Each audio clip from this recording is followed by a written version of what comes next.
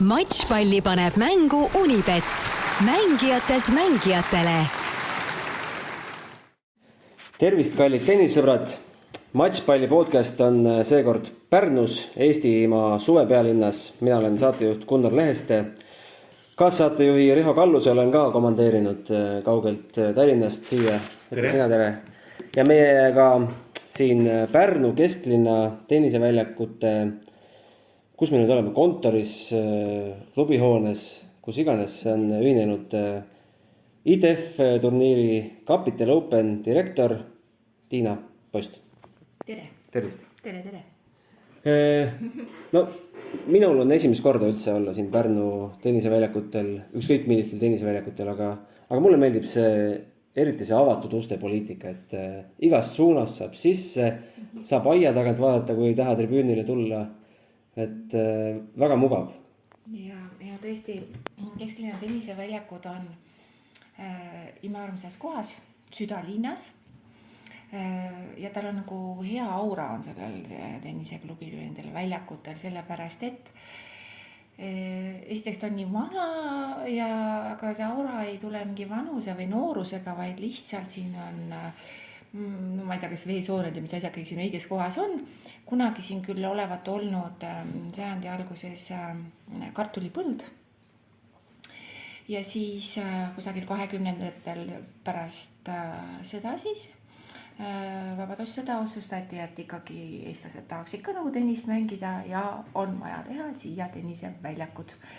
Ja siis raadati kartulipõld üles ja rajati tenniseväljakud. Aga et see nagu mõnus keskkond on ikkagi jäänud vaatamata sellele, et siin on ümberringi ju tänavad ja autod sõidavad ja arboristid saavad puid ja nii edasi. On õhtul, kui sa mängid, siis on juulikuus pärnad, lõhnavad, keegi naabrimem praeb kartuleid ja keegi teeb pannikooke, aga mõnus on ikkagi. Riho, sa oled siin käinud palju kordi, et mille poolest erineb Pärnu tenniseväljakud teistest? Eks ma neid pärnakaid ja Pärnu tennise aegu tean varasemast ajast, aga mina mäletan just seda, kui me Allariga istusime maas ja hakkasime otsima kohta Eesti lahtistele rahvusvahelisele turniirile ja siis me arutasime, rääkisime omavahel, ütlesime, et mitte kuskil ei ole Eestis suvel sellist atmosfääri, nagu on siin Pärnu kesklinna tenniseväljakutel. Ja sellega seoses on väga palju ilusaid mälestusi loomulikult. Kaasa arvatud loomulikult siis, kui olid need aastad, kui siin olid nii Kaia Kanepi kui Jürgen Sopp väljaku peal ja aia vahelt ja igast aia august piiluti, siin oli ikka siuke 1000+ inimest oli kohal, nii et selle kohaga on ikkagi väga ilusad mälestused ja loomulikult mitte ainult mälestused, vaid tõenäoliselt ka tuleviku mängud, mis siin kõik peetakse. Meeste turniir asja on lõppenud, naiste turniir alanud. Palju oli tipphetkel publikut? Sellel aastal võib-olla nõksa vähem kui eelmisel aastal, ma arvan siin kusagil 3 soti ringi, 300 inimest. Aga selle aasta turniir, meeste turniiri tase oli parem kui eelmisel aastal. Vabandust, eelmise aasta finalistid. Selle aasta finaal kestis üle 3 tunni ja oli mida vaadata, et see nagu intensiivsus ja see pallivahetus ja kogu see ilu ja võlu ja valu, et see oli nähtav igast asendist. Ma vabandan oma rumalust, aga kes võitis? Jaa, võitis üks Argentiina mees. Ta on sündinud 1997 ja ta nimi on Tenti Argentiinast, Buenos Airesest. Ütles, et Argentiinas on tennis väga populaarne, jalgpalli järel number 2 ja paljud tahavad mängida. Ütleme nii, et ta ei ole ju kõige noorem tennise jaoks, eks ole, et võita siin 15 000, et võiks juba natukene midagi enamat, aga tal on ka päris mitu treenerit ja ta pusib edasi. Ta mängis Poolakaga finaalis, Poolakas oli 19-aastane, Poolakas võitis Tamme siis poolfinaalis. Ja... Kui kaugel Tamm oli finaalist nende piltlikult? No nõksa jäi puudus. nõkse puudus. Ja poolakas oli siis matšpalli kaugusel. Ja poolakal oli ka matšpall, eks ole, ja omas mängus.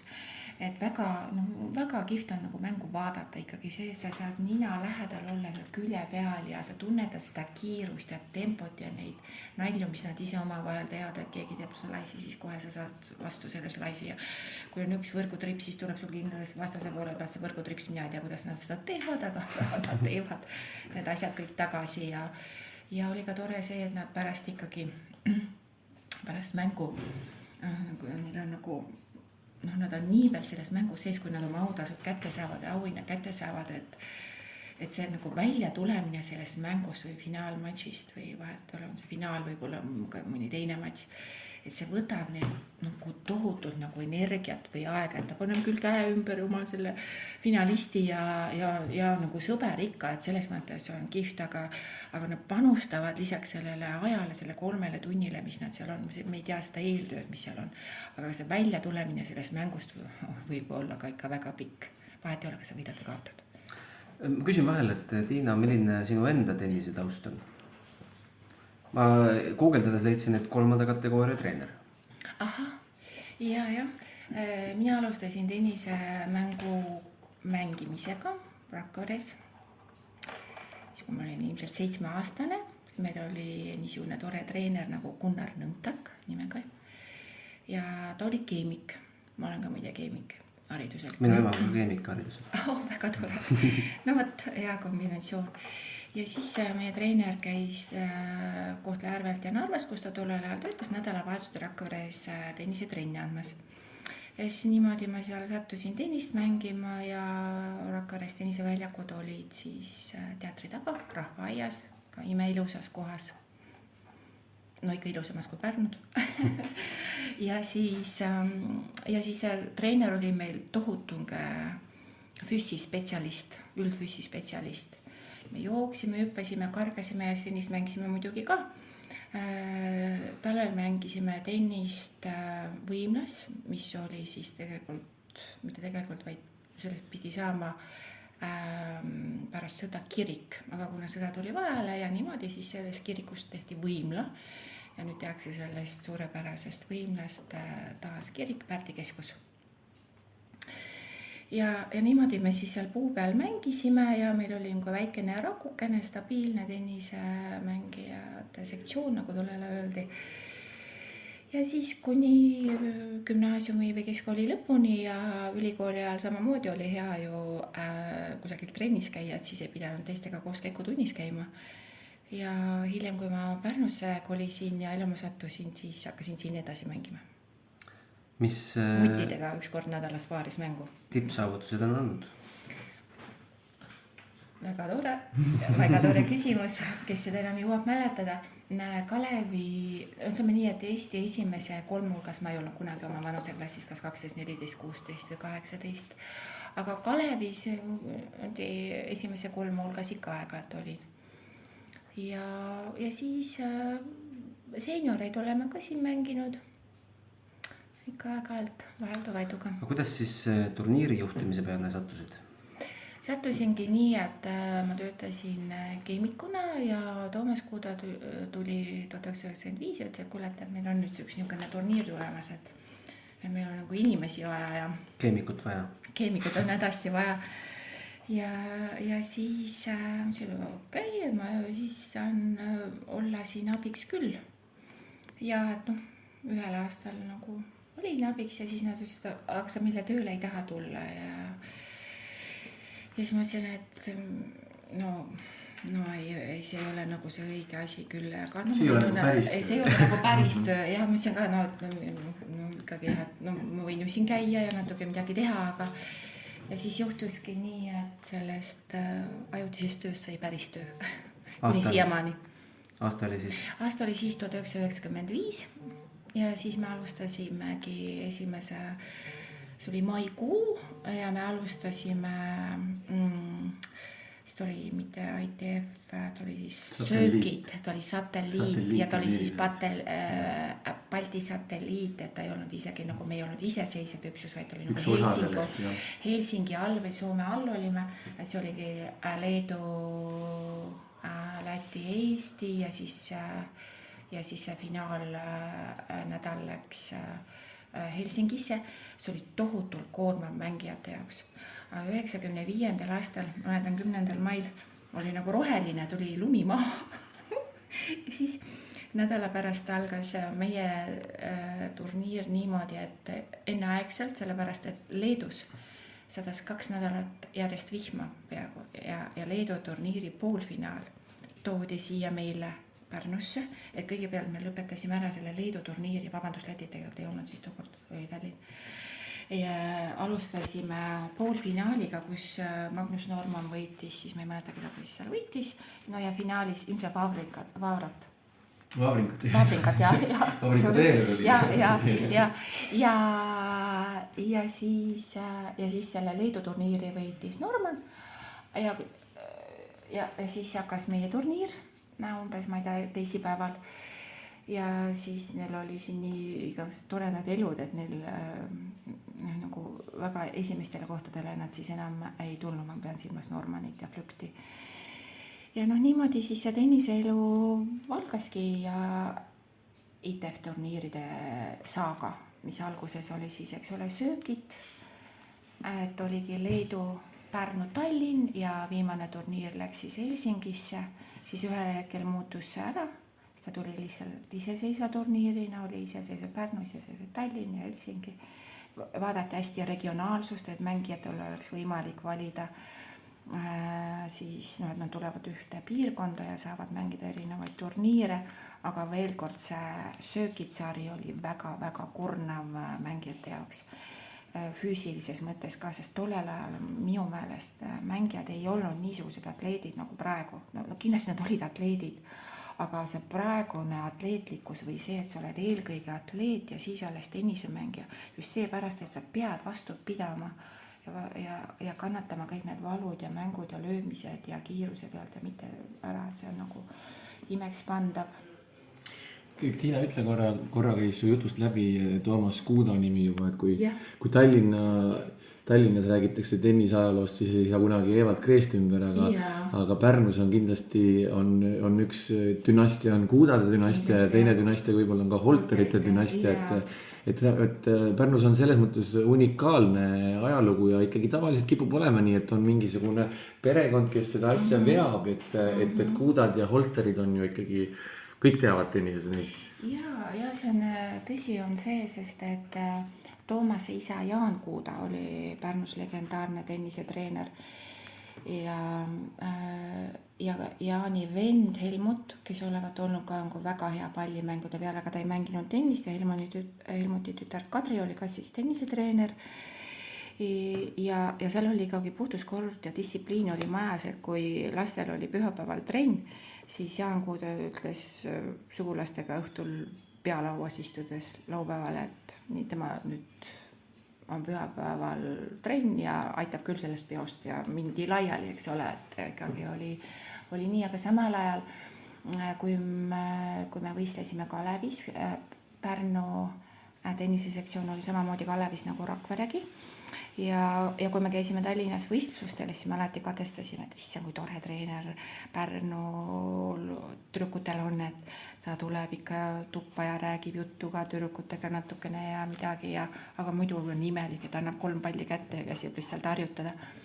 See oli niisugune võib-olla pealispind, et andis 3 palli kätte ja käskis harjutama minna, et selle taga ikkagi oli midagi rohkem ja põhjapanevad, et pärnakad ju mängisid väga hästi tennist ja ilmselt ka Jaan Kuuda oli ikkagi säärane tüüp, kes mäletas siis nüüd esimest Eesti Vabariigi aega, kes oli pallipoiss tollel ajal, eks ole, kes lõi ette siin akadeemik Rebasele ja Siinmaale ja Gustav Ernesaksale ja ma ei tea, kellele veel, eks ole, kes siin käisid tollel ajal, et esimese Eesti Vabariigil oli hästi palju väidetavalt Rootsi ja Saksa soost inimesi, mängijaid ja tõenäoliselt haritud ja jõukad inimesed, kes siin käisid ja nii oli. millised tänapäeval tuntud mängijad on Pärnust pärit, ega mina... Ja no võib-olla Liina hakkab meile algusest peale nimetama siis kõik nimed, kes on Pärnust tulnud. Ja. No ütleme, kõige kõvemad käpikud, eks ole, on Hele Noorter, Palunaita ja Mait Künnap ja pikaaegne Eesti esirekett. Ja kui me võtame ja Mait on ju võitnud ka seda sama ITF turniiri küll paarismängus, eks ole, mitte üksikmängus. No võit on võit. Ja just nimelt. Ja siis nõksa aega enne seda siin võtame Toomas Kuuda ise, Sulevala, Rain Jung, Palunaita veel. Kopp. Sisse. Töötab ka teha. Töötab koha peal teha, jah. Tulemuste tabel jõudis kohale. Direktori käest võetakse raha. Nii, loetasime mängijaid. Loetasime mängijaid. Riho on veel, palun. Loomulikult, kui me nüüd praegusesse aega jõuame, siis ju värske paarismängu Eesti meistri seesama neiuga, kes ukse vahel praegu oli. Johannes Seeman tuli just Eesti meistriks, aga paaris Johannes on praegu. No praegune Pliaadi staarid, eks ole, Johannes Seeman, kes on tõesti väga hea paarismängija. Lissi Kubre, kes siin pusib, eks ole. On ka meil podcastis käinud Lissi. Õed Pärnad. Nii nüüd veel. Me peame Egert Meieri ka ära nii mainima kindlasti. Egert Meier. Tema oli ju ka Eesti absoluutne tipp ikka noortes. Kuidas ta on nii lähedal meil seisab, et selles mõttes Egert läks täiesti praegu meelest välja. Ja tegelikult on tõesti, ta on universaal. Kuidas järelkasv tundub hetkel? Järelkasv Pärnus. Järelkasv Pärnus on, ma arvan, et Pärnus on tennise juures laias laastus kusagil umbes 300 last. 300, võib-olla parimatel aegadel 350. Kui me vaatame, kes nendest Eesti meistrivõistlustel käib, siis seal ei ole 10%. Seal on 5 ja vähem. Ja 5 ja vähem. Aga see on fakt. Või see on elu, see või üldine olukord, eks ole, lihtsalt on nii ja see on ehk Pärnus kahjuks või õnneks, ma ei tea, lapsi koolist ära ei võeta ja 2 korda päevas trenni ei panda, et siin nagu niisugust elu veel ei ole. Aga põhiline, kes järelkasvuga tegeleb, on ikkagi Mait Künnap, jah? Jaa, Mait, aga meil on väga palju toredaid treenereid. Pärnus on tõesti 10 treenerid, kes tegelevad noortega ja see on ainult õnn ja rõõm. Ma küsin veel, palju klubisid on Pärnus üldse? 4. Ja need on siis kesklinna? Pärnu kesklinna tenniseklubi, Pärnu Kalevi tenniseklubi, Kuupall tennisekool ja nüüd ka tennise hallis moodustusklubi, kus tegeles lastega ehk 4. Käib rivaalitsemine ka omavahel või ajad ikkagi ühte asja? Ma arvan, et kes tahab rivalitseda, see võib seda teha, on ju. Ja heas mõttes rivaliteet on alati edasiviiv nähtus, kui see baseerub nagu tulemuse peale. Et see on nagu tore, et tulemus peab olema spordis ja nii see on ja nii see jääb.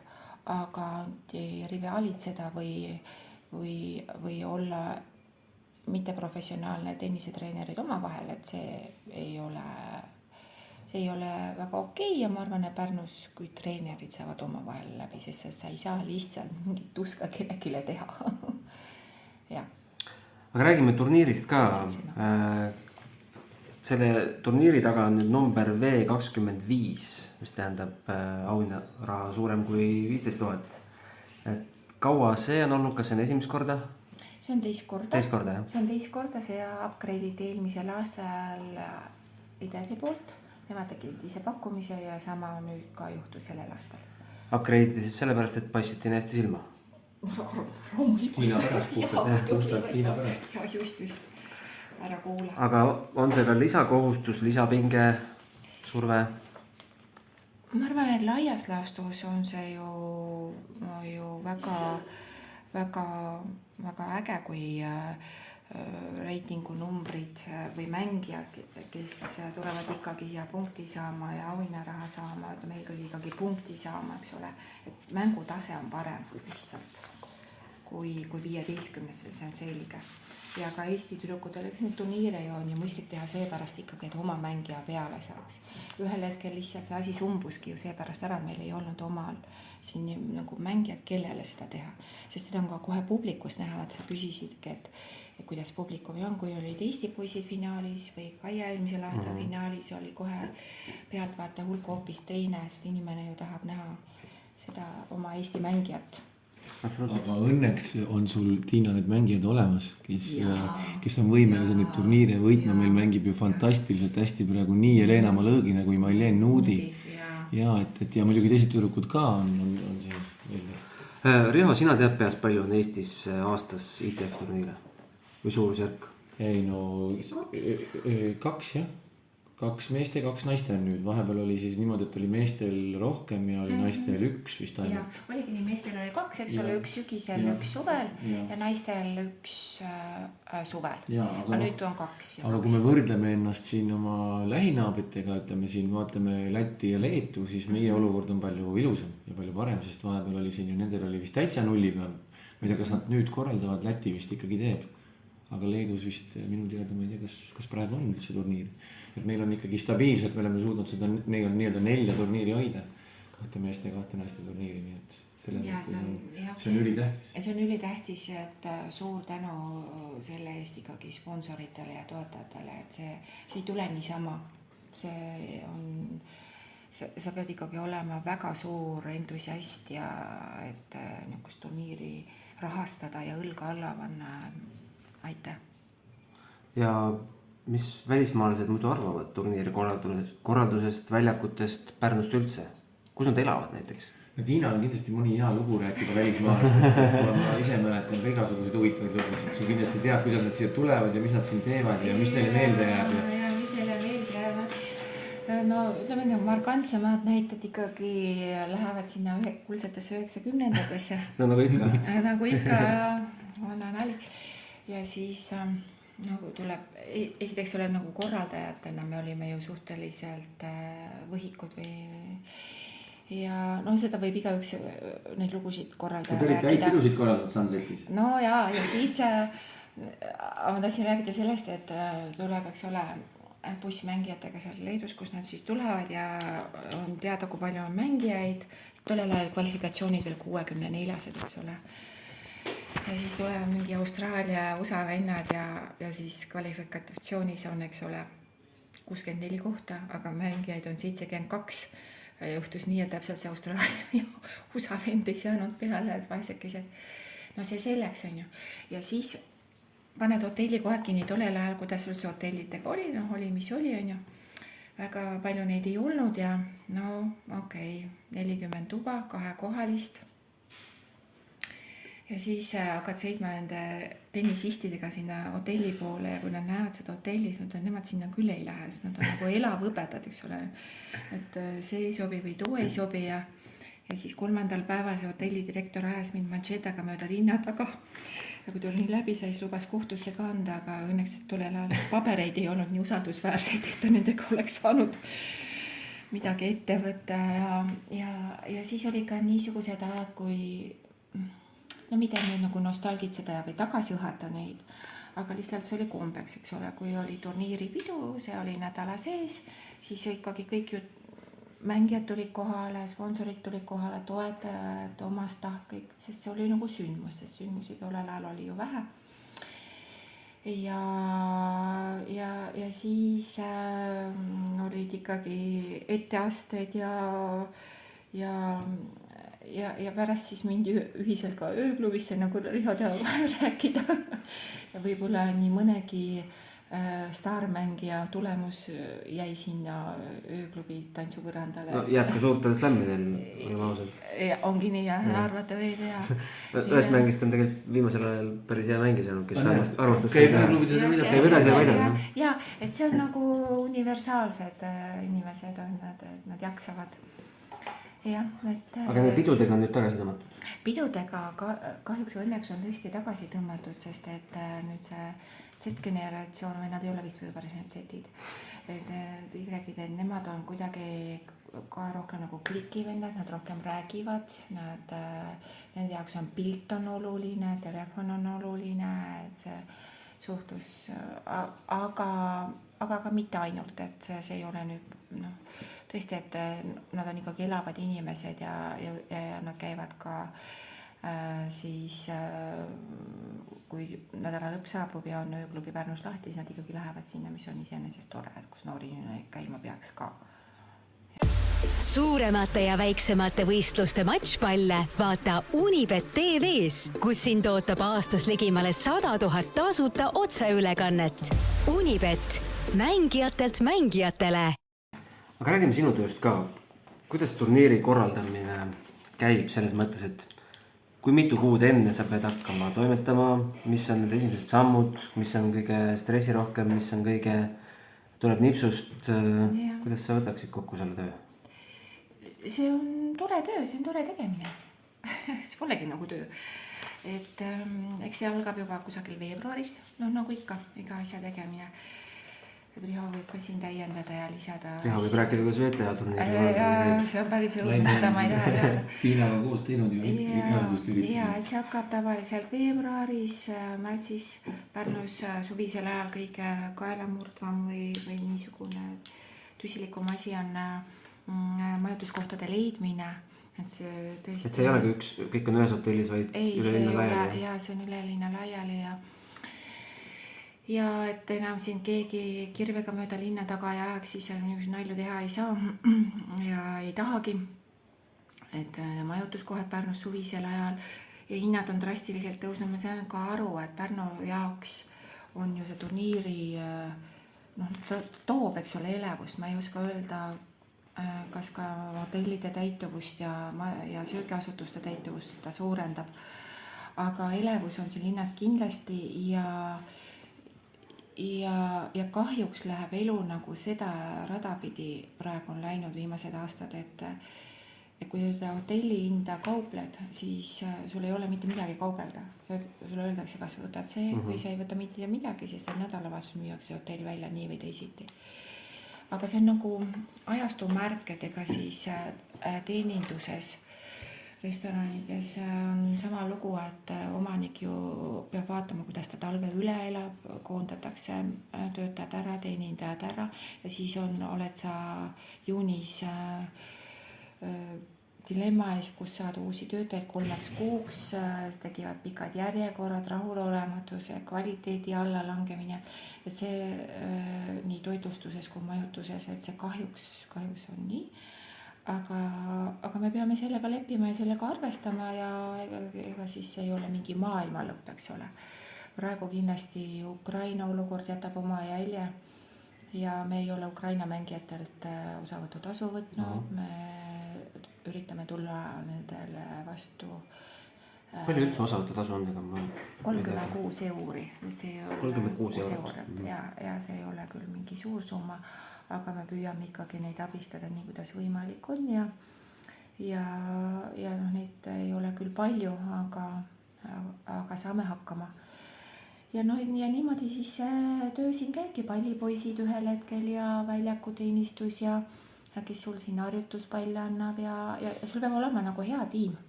Ja see hea tiim on võtmesõna, ma arvan, see on võlusõna igal pool. Igal elualal, jah. Igal elualal ja meil on praegu tõesti nagu õnn ja rõõm, et siin 2 aastat kindlasti Rihol oli oma tiim, meil on siin oma tiim, et kui see tiim on hea, siis on kõik hästi. See on lust teha. Ja siis on lust teha ja mis mulle väga meeldib, et meil on tiimide nagu pealikud, et igaüks tahab oma asja väga hästi teha, et ei ole nii, et teame kuidagi saan või et ikka peab olema hästi, et ja väljakutega on ka nii, eks ole, mõtle küll, et väljakud on nagu siin Muraška kunagi ütles, et igavene nagu ma ei tea, mis tall, eks ole, hobuse talli põrand, aga et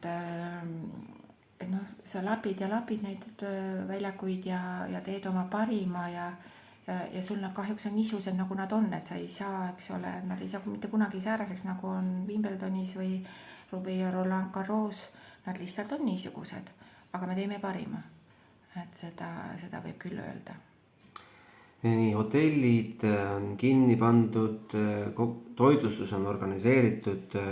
Mis toimub paar nädalat enne turniiri, nädal enne turniiri?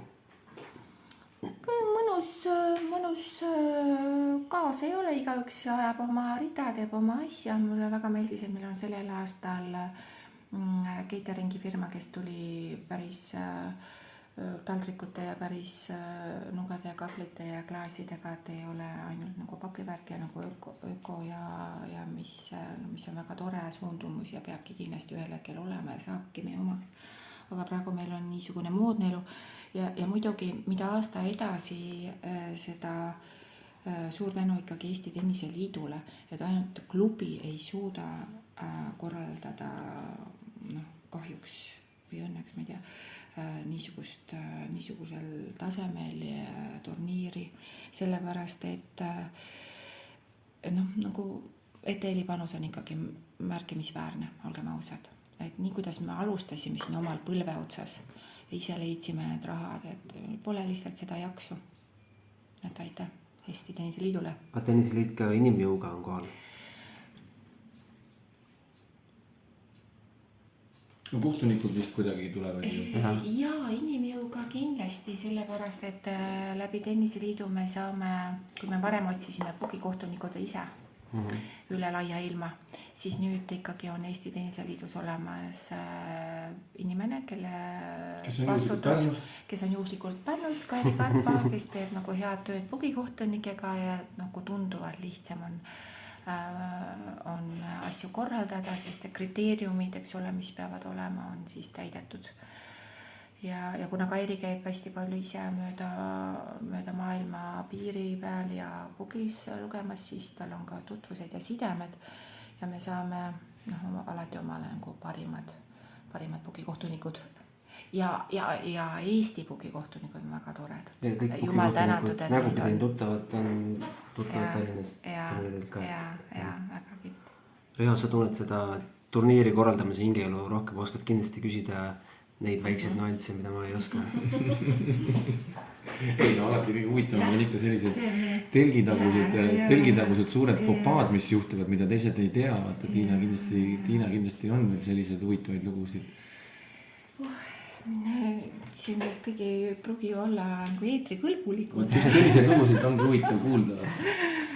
Kuidas viimasel hetkel lahendatakse suur jama ära. Suuri jamasid lahendatakse. Need on niisugused toredad asjad ja aga las nad siis võib-olla Riho seekord jäävad.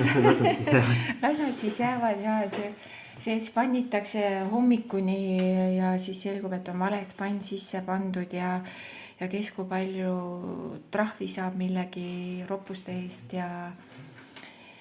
Palju sa kõige rohkem trahvi teinud, siis tead sa? Kuidas? Tead sa, milline kõige suurem trahv on, mis Pärnust täidetud on? Kusjuures ei tea. Ei tea, jah. No need muidugi neid trahve tegelikult teevad ikkagi peakohtunikud, et võib-olla sa turniirirektor meil pruugigi teada. Jah, meil lihtsalt konstanteeritakse fakti, eks ole, nii see on. Pigem kui hästi toredad asjad jäävad meelde ja küsisid, et miks mängijad tagasi tulevad või kas nad tulevad tagasi. Kui nad lähevad siit ära ja oma auhinnaraha kätte saavad, juba esimeses ringis saavad kätte ja siis nad oled, et oi, ma tulen järgmisel aastal tagasi.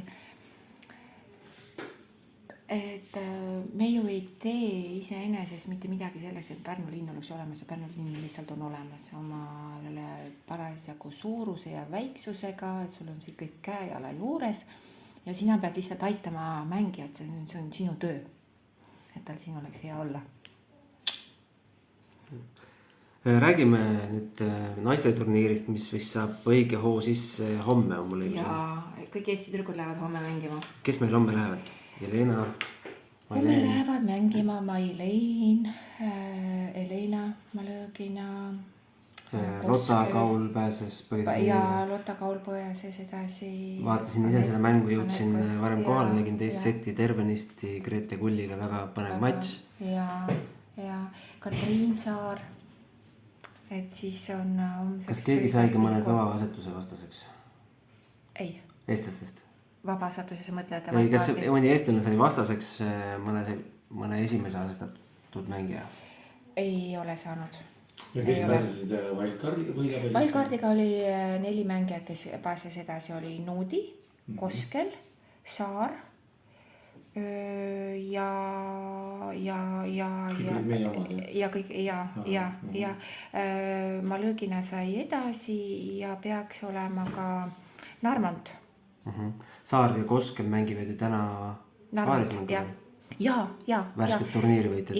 Ja kõik paarismängu esimese ringi mängud toimuvad täna pärast üksikmänge. Nimeta siis ära, kes on siis kõige kõrgema paigutusega mängija? Kõige kõrgem on Tšeh Siskova 236 ja Mikul Sikite Leedust 261. 337, 399. Ülesandmislehtedel olid päris nimekad ungarlannad ka nimekirjas, kes on loobunud tänaseks. Jah, neil on tavaliselt mitu turniiri nagu rauas, et nad valivad, tavaliselt valitakse siis nagu nädalaline turniiri selle järgi, kus arvatakse, et kus saadakse kõige paremad tulemused või kus on kõige kergemad vastased, kus on kõige lihtsam punkte saada. Noh, ei tahaks kellelegi pinget peale panna, aga kellelt me ootame kõige rohkem? No, eks siin Malõgina on ikkagi asetusega. Kahju Nuudi siin teises ringis läheb kohe selle Anna Siskovaga kokku, aga ma arvan, et võib ka põnev matš. Mängijal, kui ei veennud. Aga ma arvan, et see ongi isegi hea, sellepärast, et ta teeb talle kohe pähe ära. Ja, on korras. Nagu Kaian tavaliselt. Ja, kohe esimene vastu ja tehtud. Kas teie turniiril on veel kuhugi kasvada või see 25 on mõneks ajaks lagi? Siis oleks siin Pärnus meil väljakuid vaja ümber ehitada või... Rohkem oleks väljakuid vaja? Võib-olla isegi seda kvaliteeti, just kuidagi väljaku kvaliteeti saab paremaks ja ta on nagu jääb ka kitsaks. Väljakute vahed, valgustuspostid oleks meil vaja ära võtta, siis oleks nagu lihtsam pidada. Nüüd Tammsaare Tulbi väljakutel ja Tammsaare keskuses, seal on see Arctic Fish ja Clay, mis on see moodne kate, eks ole. Et see tahab vähekene sissemängimist saada, seal tekib ressursse, ütleme 5+3 väljakut, 8 väljakut. Aga nagu 2 erinevat keskust, aga Riho on ju teinud 2 erinevas keskuses kogu aeg. No kui nüüd enam ei ole katte sama, et varasemalt oligi nädalane üritus ja sama kattega, nüüd sellepärast oligi põhimõtteliselt, mis on 2 nädalat, et väljakud ei ole nii palju. Aga ütleme, järgmisel aastal tuleks see kõne olla iseeneses laias laastus. Et kas see kattetüüp jälle ITF-ile sobilik on, ma ei oska seda öelda, aga võib-olla... Mis see järgmine samm nüüd see retelil on, ega kohe 60? Jaa, no kui naistest rääkida, naistel on ju ITF turniire seal kuni 100 000-ni välja, et no 25 järgmine on? Meestel järgmine samm 25 on Challenger juba. Challenger turniiri. Naistel on 60 järgmine? Naistel on jah, seal vist veel 60 ja mis seal on veel vahel. Ma arvan, et kui ikkagi tähendab võib-olla, või mida võib-olla, ikkagi peab arenema ja peab püüdma parimat ja suuremat. Aga see tähendab seda, et sul peab olema endal materjal, kellele seda teha. Need asjad ei sünni niisama, täpselt nii nagu Riho ja Allar teevad ja meeskond teevad VTA'd, eks ole.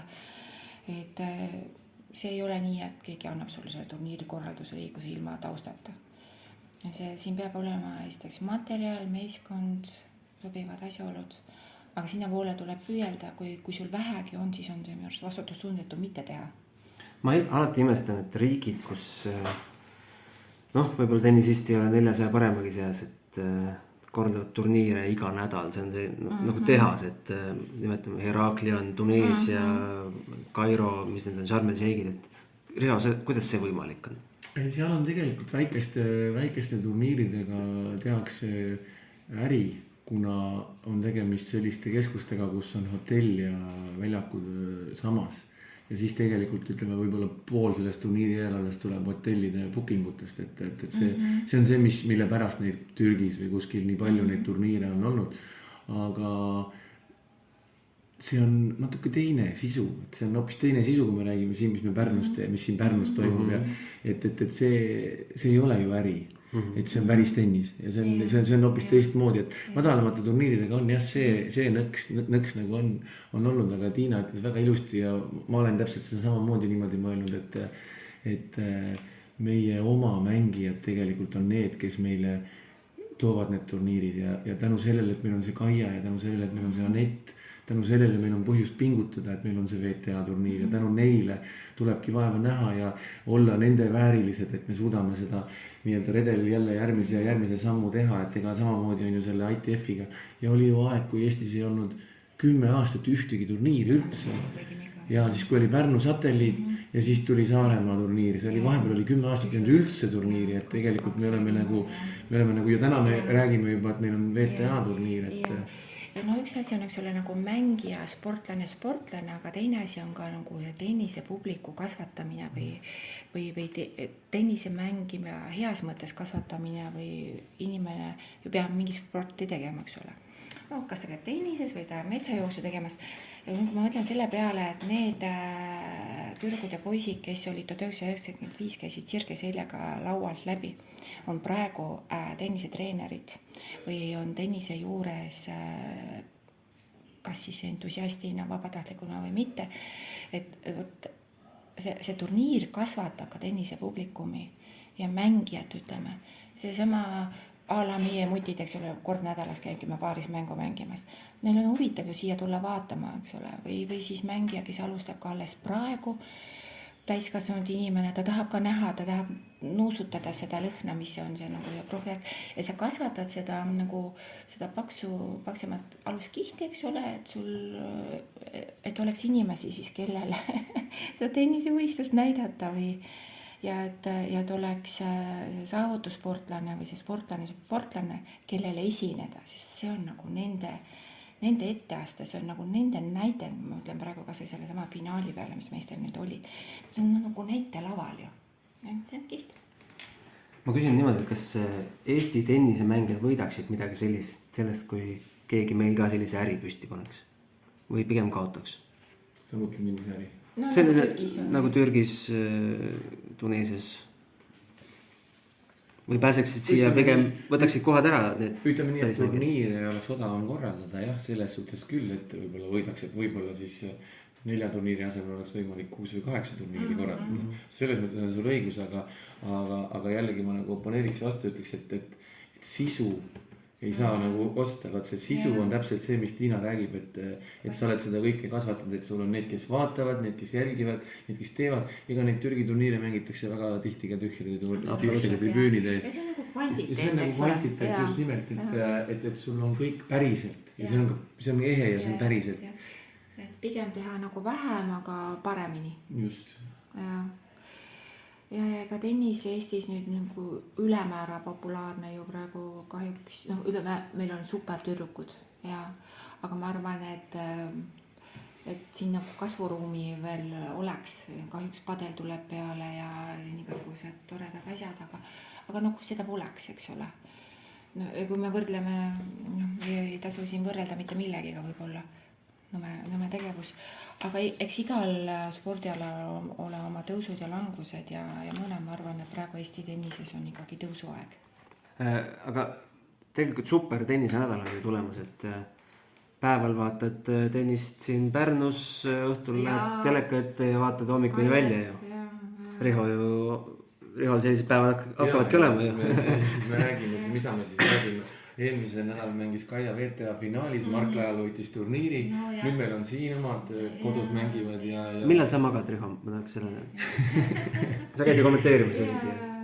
Ma magasin, ma pean ausalt ütlema, et ma magasin eetris olles paar päeva tagasi, nii et... Eetris olles? Istusime, ootasime Toomasega kella 12, kella 3 Kaia mängu algust ja siis kella 5:30 olime stuudios ja mul tõesti tuli vahepeal uni peale, sest no lihtsalt oli selline... Aga jäi siis see norskamine ka peale? See on selline valvejoodiku töö natuke ja. Aga sa oled Kaia mänge rohkem näinud, et... Kuidas te selle nädala kokku pani? Oma hea mängu pealt või natukene vastased ka etsid kaasa? Kõik need asjad võivad alguse saada väga väikestest asjadest. Ja näiteks see sama turniir seal Washingtonis, kus ta üldse esimest korda mängis, oli selline turniir, kus esimesed 2 matši oli tal ülikeeruline ja lihtne probleem saada õige keelestusega reketit. Mängu ajal? Ei, no turniiri ametlik keelestaja, üks hiinlane ei suutnud Kaiale anda õiget reketit. Ma Indrek Tustitiga suhtlesin, Indrekul on väga professionaalselt 200 erinevat tabelis kirjas, 200 erinevat keelestuse astet niiskusaste, temperatuur ja ei saa õiget reketit ja me Toomasega kommenteerime ja ütleme, no midagi on valesti, Kaia ei suuda seda pallilendu kontrollida. Ta sai need mängud, rasked mängud võitis niimoodi, et oli sett taga ja vaat mis lõpuks juhtub tegelikult, ei no lõpuks oli finaalis lihtsalt selles suhtes. Ei no finaalis oli muidugi juba, finaalis oli teisest erast vastane ka muidugi ja Kaia oli tegelikult seal ju ka sõit 3-2 sees, et ega see turniiri võit kaugel ei olnud. Jah, noh, see oli natuke hiljem ja see on vigastuse teema ka natukene, et ma loodan, et see midagi tõsist ei ole, aga kas tennises tihti on, et need suured võidud hakkavad niimoodi väga pisikestest asjadest pihta. Nüüd tuleb reis tal vahele ja juba täna uus mäng, et kas see nagu liiga väike vahe ei ole, et kohe Naomi Osakaga kohtuda? Aga teistpidi jällegi on see, et Kaia, me teame, tal on nii mänge vaja alla saada, kõigil on vaja mänge alla saada ja kui sa niisugused mängud alla saad, siis sul tekib tohutu enesekindlus. Et kui sul tervis vastu peab, sa oled terve, siis on Naomi Osakal võib-olla palju keerulisem olukord kui Kaia Kanepil. Kui sa oled sportlane, siis sa mängid sellega, kes sulle ette antakse, aga sellega sa mängid, sul ei ole. Sa oled professionaal, sa oled oma asju ja päevast päeva, nii see on. Et Pärnu ei ole mitte ainult suvepealinn, vaid Pärnu on ka tennisepealinn. Ja ka mitte ainult suvel, vaid ka novembris. Novembris just, jah. Lõpetuseks selline teema, millal Pärnus Eesti meistrivõistlused toimuvad? Pärnus on Eesti meistrivõistlused olnud 4 korral. Enne sõda 2 korral, 33 ja 36 ja siis oli 1996 ja 2000 ehk 4 korda on olnud, millal 5 kord tuleb. Seda päris täpselt. Mis seda kinni hoiab? Tegelikult oleks ju vahva kogu seltskond korraks siia saada. Nüüd läheb see asi veel keerulisemaks sellepärast, et väljakukatted on erinevad ja me tõenäoliselt seda suvel niimoodi. Noh, seal on kindlasti üks oluline teema on see, mida tähendab see mängija jaoks, et nädal aega Pärnus on, et mis see su nii-öelda rahakotile tähendab, et mängija jaoks on see suurusjärk võib-olla 1000 eurot, eks ju. See on nagu seal üks põhilisi küsimusi, aga Pärnus on ju toimunud ju mitu aastat olid ju noorte Eesti meistrivõistlused niimoodi, et kõik Pärnu tenniseklubid olid ja kõik tenniseväljakud olid hõivatud, et see oli väga tore.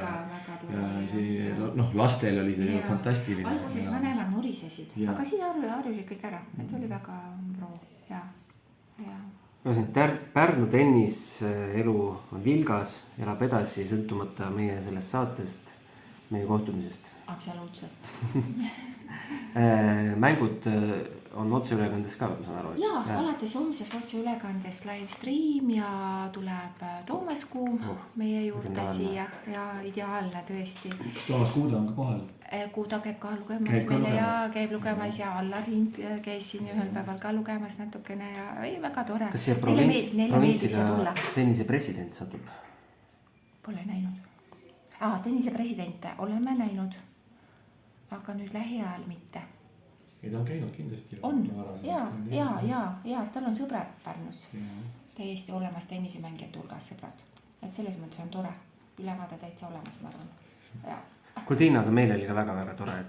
Aitäh. Sellised vestlused, mis natukene ajaloost tagasi viivad, on alati meili kirgastavad, harivad ja ma loodan, et ka kuulajatel oli huvitav.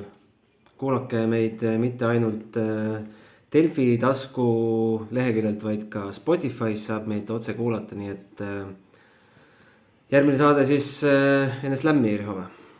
No kindlasti. Jah, hoiame pöialt teile, olge mõnusad. Slam ei ole mägede taga, aga täna õhtul siis vaadake ja kuulake ja jälgige, mida teeb Kaia Kanepi Naomi Osaka vastu ja Anett hakkab vastu ülehomme. Jah, Anett on esimene vabas. Millega, jah. Aitäh kuulamast, aitäh Tiina. Aitäh Tiina. Aitäh Riho. Järgmise korrani. Matšpalli pani mängu Unibet. Mängijatelt mängijatele.